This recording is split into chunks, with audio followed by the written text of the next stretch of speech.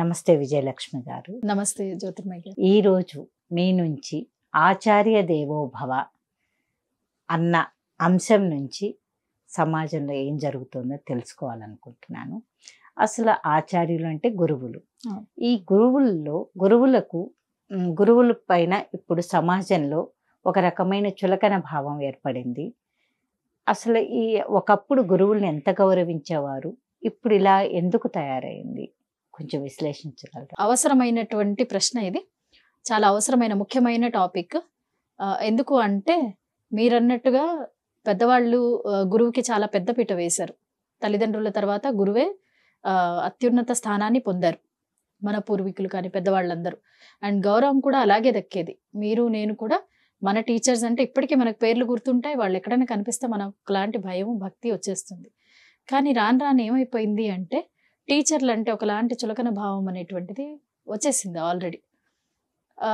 మరి ఈ టీచర్లు అంటే చులకన భావం ఎందుకు వచ్చింది ఏంటి అంటే, మనం యాజ్ యూజువల్ మాట్లాడుకున్నట్టు పిల్లలకి ఎప్పుడు గౌరవం ఉంటుంది అంటే తల్లిదండ్రి వాళ్ళ గురించి గౌరవంగా మాట్లాడినప్పుడు, లేదా వాళ్ళ యొక్క విలువని తెలియజేసినప్పుడు. నేను ఒక కథ చెప్తాను. కథనా ఇన్సిడెంట్? ఇది కథ కూడా కాదు, రియల్ టైమ్ది. Real incident. Okay, real incident. Real incident ఏంటి అంటే మనందరికీ బాగా తెలిసిన రియల్ ఇన్సిడెంట్. కథ అంటే కథ కాదు. మనకు సచిన్ టెండూల్కర్ తెలుసు కదా. ఆయన చిన్నప్పుడు మన శారదాశ్రమం, ముంబైలో శారదాశ్రమంలో స్కూల్లో ఉన్నప్పుడు ఆయనకి రమాకాంత్ ఆచ్రేకర్ గారు, ఆయన క్రికెట్ గురువు. అది అందరికీ తెలిసిన విషయమే. సో ఆయన ట్రైనింగ్ ఇస్తున్న సమయంలో ఒకసారి ఈయనకి ప్రాక్టీస్ చేయమని చెప్పి వెళ్ళారు. ఆయన ఎక్కడికో ప్రాక్టీస్ చేయమని చెప్పి వెళ్తే ఈయన ప్రాక్టీస్ చేయకుండా సీనియర్స్ మ్యాచ్ చూడటానికి వెళ్ళారు. సీనియర్స్ మ్యాచ్ చూడటానికి వెళ్తే వచ్చాక, నువ్వు ఎన్ని రన్స్ తీసావు, ఎలా స్కోర్ ఎంత వచ్చింది నీది ప్రాక్టీస్లో అని అడిగారు ఆయన. అంటే నేనేం చేయలేదండి, నేను సీనియర్స్ మ్యాచ్ చూడడానికి వెళ్ళానని చెప్పాడు. బాగా కోప్పడ్డారు. అప్పటి కోపం అంటే ఏంటో మీకు తెలుసు, మనం బయటికి చెప్పకూడదు. బాగా కోప్పడ్డారు అనమాట. కోప్పడి, నువ్వు వేరే వాళ్ళవి చూడటం కాదు, నీ రన్స్, నీ ఆట వేరే వాళ్ళు చూసే విధంగా నువ్వు ఆడగలగాలి అని చెప్పారట. సో ఆ రోజు నుంచి తను ఎంత ప్రాక్టీస్ చేశాడు అంటే, తర్వాత సచిన్ టెండూల్కర్ గారు ఎంత అంటే ఆల్మోస్ట్ రిటైర్ అయ్యే వరకు కూడా ఎంత బాగా ఆడారు అనేది మన అందరికీ తెలుసు. సో ఆయన ఏం చేస్తారు అంటే ఎవ్రీ ఇయర్ గురు పౌర్ణిమ రోజు వెళ్ళి తన యొక్క గురువు ఆచ్రేకర్ గారి ఆశీస్సులు తీసుకుంటారు. అండ్ రీసెంట్గా తన బర్త్డే కూడా, ఏదో 74th బర్త్డే కూడా బాగా గ్రాండ్గా, అంటే ఓల్డ్ స్టూడెంట్స్ అందరినీ పిలిచి సెలబ్రేట్ చేశారు. అంటే ఆయనకి ఆ విద్య నేర్పించి ఆ విద్య త్రూ ఈయన గ్రో అయ్యారు. ఆ గురువుని అంత అత్యున్నతంగా ఆయన గౌరవించగలిగారు కదా. ఇంకొక ఇన్సిడెంట్, మన మాజీ రాష్ట్రపతి అబ్దుల్ కలాం గారు, స్వర్గీయులు, ఆయనకి టీచింగ్ అంటే ప్రాణం. అసలు ఆయనకి టీచింగ్ అంటే ఎంత ప్రాణం అంటే, ఆయన మన రాష్ట్రపతి పదవి కాలం అయిపోయాక చాలా స్కూల్స్, కాలేజెస్లో ఆయన క్లాసులు తీసుకున్న రోజులు కూడా ఉన్నాయి. ఆల్మోస్ట్ ఆయన చనిపోయే కొన్ని గంటల ముందు వరకు కూడా మన షిల్లాంగ్లో క్లాసెస్ తీసుకున్నారు, కొన్ని గంటల ముందు వరకు కూడా. అంటే ఆయనకి చదువు పట్ల ఉన్నటువంటి మక్కువ, చాలా ఇష్టం ఆయనకి చదువు అంటే. ఎప్పుడు చెప్తారు ఆయన, నేను టీచర్ల వల్లనే ఈ స్థాయిలో ఉన్నాను అనేది ఎప్పుడు చెప్తారు. ఆయన టీచర్లని గౌరవించినట్టుగా, అంటే మన కాలంలో ఉన్నారు ఆయన. నేను ఎప్పుడు చెప్తాను, నాకు చాలా ఇష్టమైనటువంటి వ్యక్తి.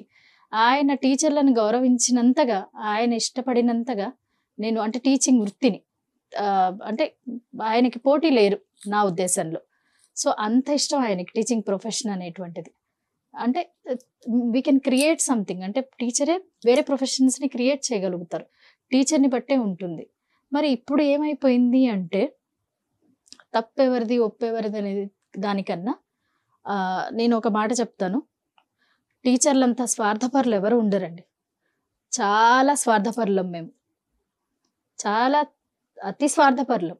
ఎందుకు అంటే, మాకు ఒక పిల్లాడిని అప్పచెప్పారనుకోండి, వాడు అందరికన్నా బాగా చదవాలి, అందరికన్నా ఉన్నతమైన స్థాయిలో ఉండాలి, అందరూ మెచ్చుకోవాలి అని మా సొంత పనులు, సొంత సుఖాలు కూడా వదిలేసుకొని ఆ చైల్డ్ డెవలప్మెంట్ కోసమే పాటుపడతాం. మా అంత స్వార్థపరులు ఎవరు ఉండరు. సొంత బిడ్డ కాకపోయినా ఆ బాధ్యతను తీసుకొని, పేరెంట్స్ మనకు అప్పచెప్పారు, తనని ఉన్నత స్థాయికి తీసుకెళ్ళాలి అనేటువంటిది ఆలోచించే ఒకే ఒక వృత్తి ఉపాధ్యాయుడు. మరి ఇవాళ గౌరవం తగ్గిపోయింది అంటే చాలా బాధాకరమైన విషయం. ఎందుకు అంటే ప్రతి వృత్తిని క్రియేట్ చేసేటువంటి అత్యున్నతమైన వృత్తి ఉపాధ్యాయ వృత్తి. కొంతమంది ఎంతలా కించపరుస్తున్నారంటే వీళ్ళకి ఇంకా ఏ గతి లేక టీచర్ ప్రొఫెషన్లోకి వచ్చారు, బతకలేక బడిపంతులు అనే అన్నట్టుగా చులకన భావం. అంటే వీళ్ళు ఎంతో కష్టపడి చదువు చెప్తున్నారు, ఎంతో కష్టపడి పిల్లల్ని చూసుకుంటున్నారు, అదంతా వదిలేసి వాళ్ళని ఒకలాంటి చులకన భావంలోకి తీసుకెళ్ళి, అంటే ఆ చూపులు కూడా కొంతమంది టీచర్స్ చెప్తుంటారు, మేడం నేను మాట్లాడుతూనే ఉన్నాను వెళ్ళిపోతున్నారు, చాలా బాధ అనిపిస్తుంది, మేము గుడ్ మార్నింగ్ చెప్తున్నాం రెస్పాండ్ అవ్వట్లేదు. ఇవి విన్నప్పుడు చాలా బాధ అనిపిస్తుంది. ఎందుకంటే ప్రతి ఒక్కరు అంటే ఇప్పుడు ఒక వృత్తి చేసుకోవడంలో తప్పేమీ లేదు. టీచర్లు అంటే ఎందుకంత చులకన భావం? వాళ్ళ పర్సనల్ టైం వదులుకొని సెలవులు తక్కువ ఉంటాయి, ఎంతో కష్టపడతారు. ఒక చైల్డ్ని అప్పచెప్పామంటే వాళ్ళ ఇంప్రూవ్మెంట్ కోసం కానీ గ్రోత్ కోసం కానీ వాళ్ళు ఇంప్రూవ్ అయ్యే వరకు అంటే ప్రోగ్రెస్ ఏంటి ఎంతవరకు చేశారు అన్ని హాలిడేస్ వదులుకొని ఇంట్లో సెలబ్రేషన్, పొద్దున్నే తిన్నారా లేదా వచ్చేసి స్కూల్కి టైంకి ఆ పిల్లలకి తినిపించి లేదా వాళ్ళని కరెక్ట్గా దారిలో పెట్టడానికి కానీ ఇంత పాట పడుతున్నటువంటి ఉపాధ్యాయులు అంటే మనకి గౌరవం పెరగాలి కానీ తగ్గడం ఎందుకు? ఎందుకంటే మనుషులు అంటే మనకి టెక్నాలజీ పెరిగింది, అంత మాత్రాన మనుషులం మారిపోకూడదు కదా. ఉపాధ్యాయుల స్థానం ఎప్పటికీ ఉపాధ్యాయులదే కదా. వాళ్ళని ఎంత గౌరవించాలి మనము? వాళ్ళు కోరుకునేది ఏమీ లేదు. ఇప్పుడు చూడండి, కోట్లు లక్షలు ఇచ్చినా కూడా సంతోషపడరు టీచర్స్. ఒక పేరెంట్ నుంచి ఒక మంచి ఫీడ్బ్యాక్ వచ్చింది అనుకోండి, మేడం మీ వల్ల మా చైల్డ్కి బాగా వచ్చింది, అది చాలు, అది కడుపు నిండిపోతుంది కదా. మరి అట్లాంటి ఉపాధ్యాయులు అంటే మనకి ఎంత గౌరవ భక్తి భావాలు ఉండాలి. మనకు ఉంటేనే కదా మన పిల్లలకు వస్తుంది. మీరేమి పులహారాలు వేయక్కర్లేదు, ఒక మంచి మాట వీళ్ళే ఎదురెళ్ళి పిల్లలకి గుడ్ మార్నింగ్ చెప్తాము యాక్చువల్లీ. సో ఆ గుడ్ మార్నింగ్ చెప్పినప్పుడు చైల్డ్కి ఎందుకంటే మనం చెప్తే పిల్లలు నేర్చుకుంటారని. చిన్న విష్, స్మైల్, అంతకు మించి ఏమీ అక్కర్లేదు. ఒక చిన్న మంచి రెస్పాన్స్, అంతకు మించి ఏమీ అక్కర్లేదు. ఏ టీచర్లు అయినా చూడండి, టీచర్స్లో చెడ్డవాళ్ళు అంటే ఎక్కడో ఒకళ్ళు, అంటే మనుషులం కాబట్టి మంచి చెడు గురించి మాట్లాడుకోవాలి. కానీ మీరు మాక్సిమం శాతం చూసినట్లయితే మంచి వాళ్ళే ఉంటారు. మనకి హ్యారీ పాటర్ రాసినటువంటి జేకే రోలింగ్ కూడా ఆవిడ టీచర్. ఒబామా 12 సంవత్సరాలు ఆయన షికాగో యూనివర్సిటీలో రాజ్యాంగ సూత్రాలు నేర్పించాడు. ఇంకొక లైక్ చాలా అత్యున్నతమైన అంటే మంచి పేరు ఉన్నటువంటి అమెరికా అధ్యక్షుడు లిండన్ జాన్సన్, ఆయన కూడా ఉపాధ్యాయుడే. మరి ఇంతమంది ఉపాధ్యాయులు గొప్ప గొప్ప స్థానాల్లో ఉన్నారు కదా. సర్వేపల్లి రాధాకృష్ణ గారు, ఆయన గురించి చెప్పుకోకుండా మనం ఉండలేము కదా. ఎంతమంది ఉన్నారు. నేను ఉదాహరణకి చెప్తాను, నేను తన 7th క్లాస్లో క్లాసెస్ చెప్పినటువంటి ఒక స్టూడెంట్, తన పేరు ఖచ్చితంగా నేను తీసుకుంటాను. ఇప్పటికీ నాకు ప్రతి సంవత్సరం టీచర్స్ డే రోజు కాల్ చేసి విష్ చేస్తాడు, మెసేజ్ కూడా పెడతాడు. ఎంత గౌరవం! నాకు నిజంగా చాలా సంతోషం అనిపిస్తుంది. నేను కొన్ని రోజులే వర్క్ చేశాను బిఎడ్ సీట్ రాకముందు ఒక కాన్వెంట్లో. అనుదీప్ అని నా స్టూడెంట్, ఇప్పుడు మైక్రోసాఫ్ట్లో తను సీనియర్ టెక్నికల్ కన్సల్టెంట్గా ఉన్నాడు, మంచి జాబ్లో. సో నాకు ఎంత ప్రౌడ్ మూమెంట్ అనిపిస్తుంది అంటే అప్పటి ఇంకా గుర్తుపెట్టుకున్నాడు తను ఆ చదువు.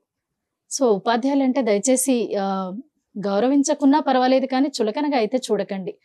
ఎందుకంటే మా స్వార్థం నిస్వార్థమైన స్వార్థం.